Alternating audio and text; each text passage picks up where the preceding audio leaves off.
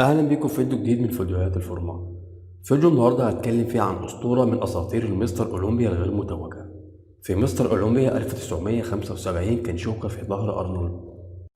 في مستر أولمبيا 1975 كان المرشح الأول للفوز باللقب، ولكن تدخل ويدر وتم الإطاحة به من أجل حصول أرنولد على اللقب. بطل فيديو النهاردة هو سيرج نوبريه أو كما يلقب بالنمر الأسود.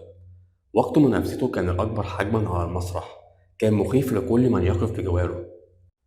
سيرج نوبريه من مواليد 6 أكتوبر عام 1938 في غودلوب، جزيرة فرنسية تقع في منطقة البحر الكاريبي.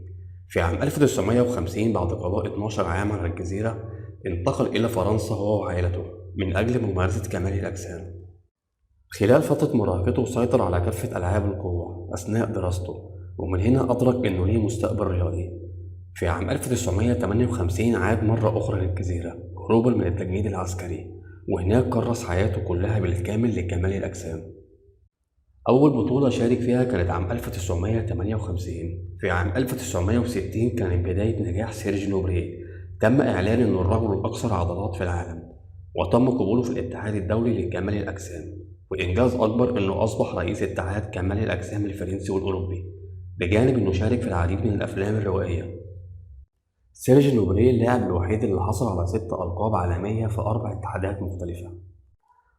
برغم إنجازاته لم يخلو من العقبات. حصل نزاع بينه وبين ويدر بسبب الطريقة التي يدار بها الاتحاد، زيه زي كتير من اللاعبين اللي اعترضت على ويدر وتدخله في نتائج البطولات.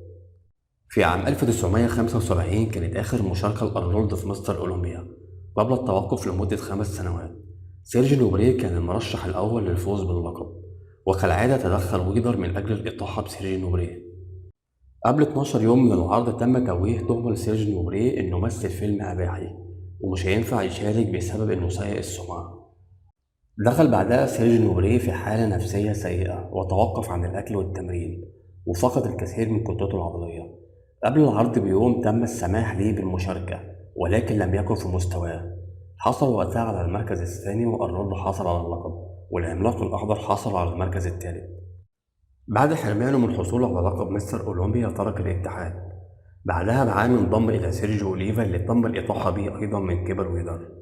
تم المنافسة بينهم لمدة سنوات. بعدها أسس الرابطة العالمية لكمال الأجسام للهواة.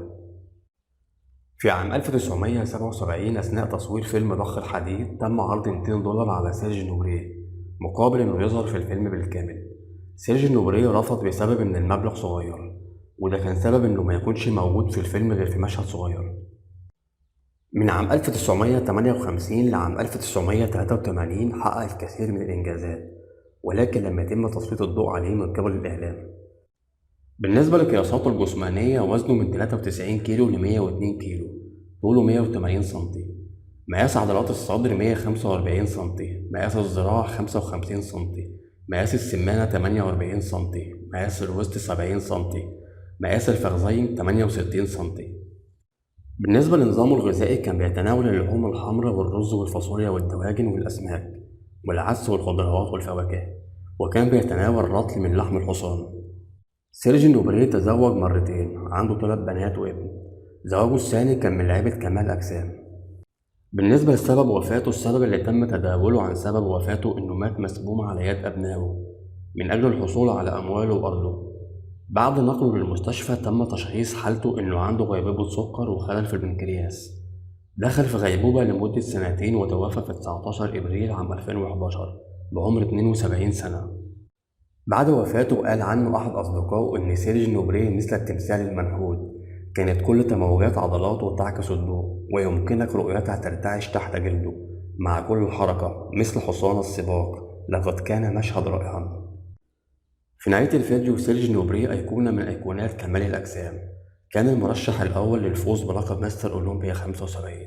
مصدر إلهامه كان ستيف ريبس. سيرج نوبريه أسطورة لم تأخذ حقها.